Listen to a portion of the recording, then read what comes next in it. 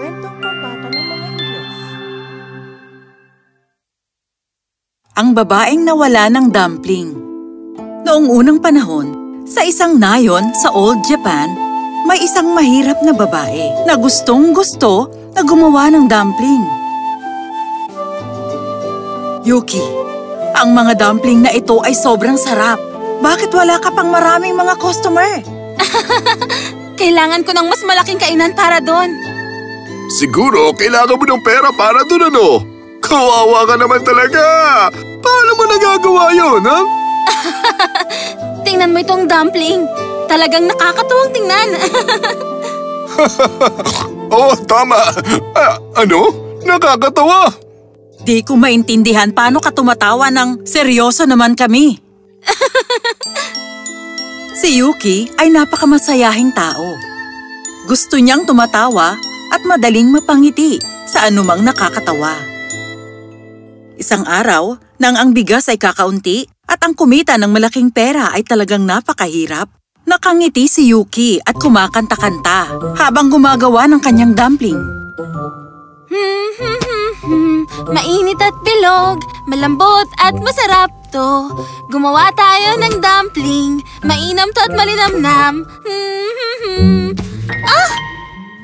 Si Yuki ay gulat na gulat nang biglang gumulong palayo sa sahig ang kanyang dumpling at bumaba sa isang maliit na butas. Ang aking munting dumpling ay nakikipagtaguan sa akin. O siya, ngayon, kukunin na kita, okay? Nasaan ka na ba? Sa oras na yon, ang munting butas sa sahig ay biglang lumaki at natagpuan niyang siya'y bumabagsak sa isang malalim na lagusan na may milyong liwanag na kulay. Bumagsak si Yuki sa ibang lupain. Tumayo siya at nakita ang isang malawak na kaparangan na may maganda at lunti ang damuhan. Wow! Ito ay talagang napakaganda! Nasaan kaya ako? Nang tumingala siya sa langit, nakita niya ang iba't ibang hugis ng ulap. Parang pusa ang isang ulap na yon. Nakakatuwa ang muka. Ang isang yon ay parang isang dumpling. Ang aking dumpling! Kailangan ko makita. Saan to nagpunta? Nakarating ito sa maalikabok na daan at nagtawag sa kanyang nawawalang dumpling. Munting dumpling! Munting dumpling! Saan ka na gumulong-gulong? Ano ito? May nakatayo na napakataas at tila masungit na rebulto. Naku! Napakalaking mga mata! At kakaiba siyang tingnan. Sinong sinasabi mong kakaiba, munting babae? At sa himpapawid, lumabas ang espiritu ng rebulto. Ikaw? Iniisip mong kakaiba ko? Pasensya ka na. Wala ko masamang ibig sabihin. Meron ka talagang magagandang mga mata. Talaga? Totoo. Talagang malalaki at maliwanag. Ang ganda. Okay. Ayokong ipagyabang pero tama ka naman. Alam mo, tingin ko nakakakita ka rin ng maayos. Wala ka bang napansin na maliit na dumpling na gumugulong sa kalsadang to? Isang dumpling? Oo! Gumulong ito at bumaba sa daang yun. Ang dumpling ko yun! Kailangan ko yung puntahan. Pero isa lang yung dumpling. Pwede ka pang gumawa ng marami. Hindi yun pwede. Kailangan ko yung munting dumpling ng kasiyahan para sa aking restaurant. O siya, paalam. Pupuntahan ko na yung aking pagulong-gulong na dumpling. At tumakbo na siya para puntahan ang nawawalang dumpling. Habang naghahanap siya sa daan, ay nakatagpo na naman siya ng isang rebulto. Nasaan na kaya ang dumpling ko? Baka nakita niya kung nasaan to nagpunta. Kumusta? Yuhu! Kumusta? At sino ka? Ang pangalan ko Yuki at hinahanap ko ang aking nawawalang dumpling. Sa'yo ang dumpling na yon? Napakabango talaga nun! Muntikan ko na nga yung magulungan! Nakita mo ba yun? Nakita mo ba talaga yun? Saan yun nagpunta? Banda ron! Patalon-talon ito at gumulong sa daang yun! Ay, ibig sabihin tatakbo pa ako. Okay, maraming salamat po sa... Bigla na lang ay nakita nila ang isang malaking halimaw patungo sa kanila. Kulay asul ito mula taas hanggang baba at umungol na parang gorilya. Pero may nakakatuwang ilong ito na kumikibot kada ilang minuto. At ito ay napansin ni Yuki. Oh, tingnan mo! Si Oni pala! Sobrang kulit ng ilong niya. Huwag mong sabihin sa kanya yan kasi ayaw niya nun. Bakit hindi ka magtago sa likod ko at saka gulatin natin siya? Maingat na nagtago si Yuki sa likod ng rebulto at siniguradong hindi siya makikita ng Oni. Kumusta po, Ginang? Nakita ko nasa labas ka ngayon. Maliwanag ang araw ngayon. Iniisip kong mag-unat-unat. Bueno, ako'y maglalakad-lakad. Napakasarap naman ang hangin. At habang nilalanghap niya ang hangin, kumibot-kibot muli ang ilong niya. Si Yuki na nakasilip ay nakita ito at hindi makontrol ang kanyang paghagikik.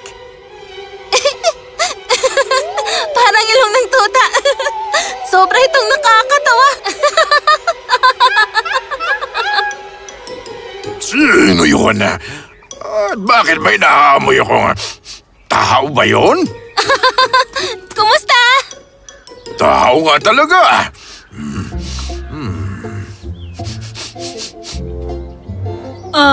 Anong ginagawa mo? Kasi para kang aso diyang umaamoy ng buto. Para siyang amoy dumpling. At parang katulad ng nakita ko at kinain kanina. Kinain mo yun? Bakit hindi ka nangaalok? Tingnan mo, ang daming pagkain na inaalok sa'yo ng tao. Tignan mo nga lang yan. Hindi mo naman kinakain. Pero napakasarap ng amoy ng dumpling na yun. Talaga napakasarap.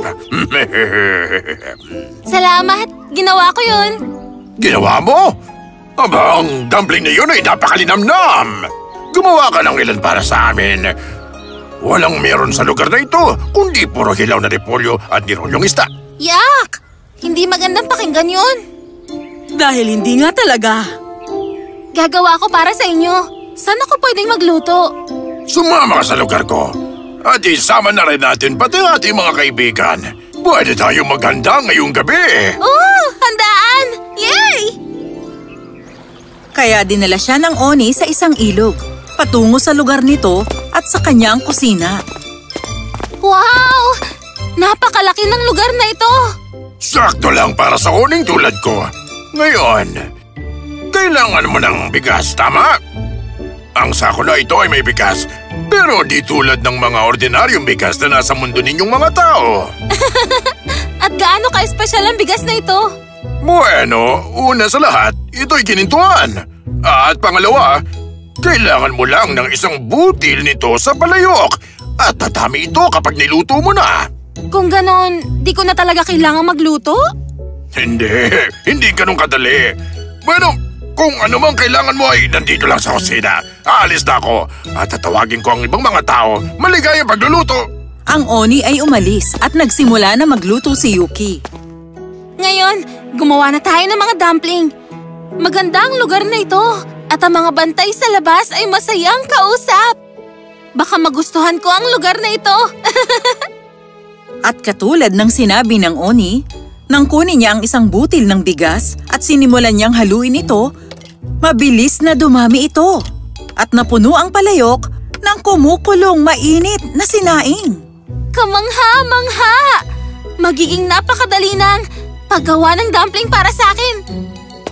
Di nagtagal ay lumabas si Yuki dala ang lahat ng dumpling. Ang lahat ay nagtipon doon at inamoy ito ng tuwang-tuwa. Oh, yum! Ang sarap ng amoy! Bigyan mo ko! Bigyan mo ko! Nagsalita si Yuki at nakitawa sa lahat at talagang nasihan siya ng gusto. Ang lahat sa isang banda ay talagang nasihan rin sa mga dumpling na ginawa niya. Ito ang mga dumpling na natikman ko. Ang sarap talaga. Natutuwa ako at nagustuhan mo. Ngunit habang natatapos ang araw, gusto nang umuwi ni Yuki. Iniisip niya ang tungkol sa kanyang restaurant. Nakita siya ng Oni na tila nag-aalala. Anong problema, Yuki? Nagugutom ka ba? Hindi ka ba nakakuha kanina ng dumpling para makain? Nako, kumain ako ng todo at halos puputok na ang tiyan ko. Hindi, naisip ko lang. Kailangan ko nang umuwi ng bahay. Umuwi? Pero, sino lang magluluto? Anong hinihiling mo sa kanya? Ikaw pusong batong hangal. Kailangan niyang umuwi. Pero gusto ko ang mga dumpling niya. Ano kaya kung magpaturo tayo sa kanya kung paano gumawa ng katakam-takam na pagkain yun? Yuki, pwede ka bang manatili pa ng isang araw sa amin? Siyempre naman. Gusto ko kayong turuan. Pwede bang subukan natin gumawa ng dumpling ngayon? Pwede. Gawin natin to bukas. Medyo busog na busog ako para gumalaw.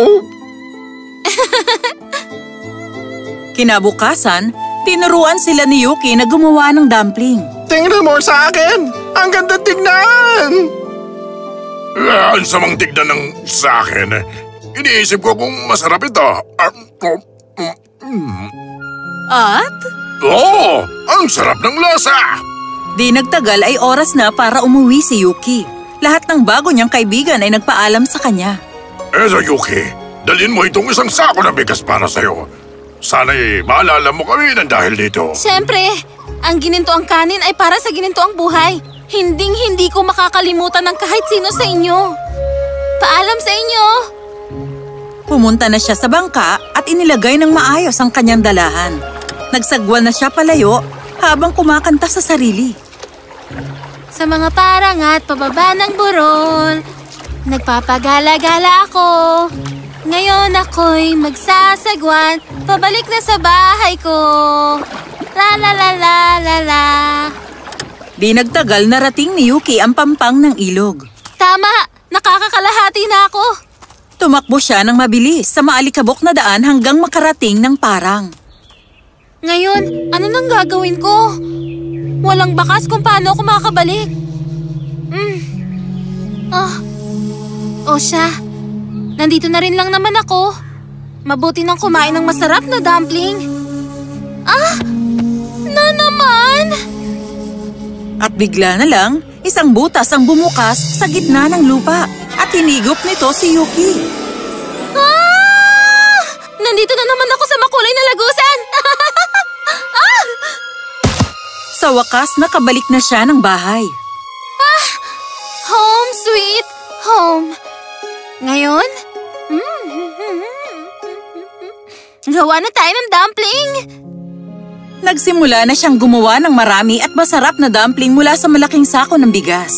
Nagsimula na siyang magtinda ng marami at unti-unti nang dumarami ang kanyang mga customer. Di nagtagal, naging napakayaman na ni Yuki. Oh, Yuki, napakaganda ng lugar na ito. Ngunit, kakaiba ang mga itinitinda mong mga dumpling. Alam mo yan, di ba? Itong isang ito ay nakakatuwang tignan. Ano ito? Tila mo kang isang oni. Bulaga! Katulad pa rin si Yuki ng dati. Ang totoo, medyo naging mas masayahin.